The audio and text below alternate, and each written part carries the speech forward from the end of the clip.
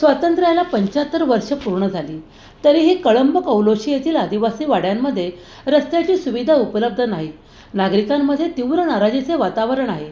शाळेत जाणाऱ्या मुलांना रोजच्या प्रवासात अडथळे येतात.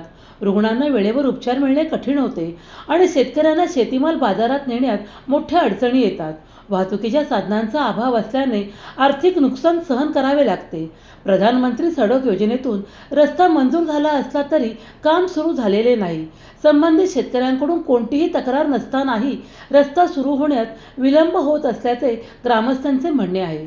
मंजुरी मिळून 1 वर्ष उलटले असून पावसाळा तोंडावर आल्यामुळे परिस्थिती अधिक बिकट होणार आहे. ग्रामस्थांनी शासनाने मंजूर केलेल्या रस्त्याचे काम तातडीने सुरू व्हावे अशी मागणी केली आहे. अन्यथा आपल्या हक्कासाठी उपोषणाचा मार्ग स्वीकारावा लागेल असा इशारा ग्रामस्थांनी दिला आहे.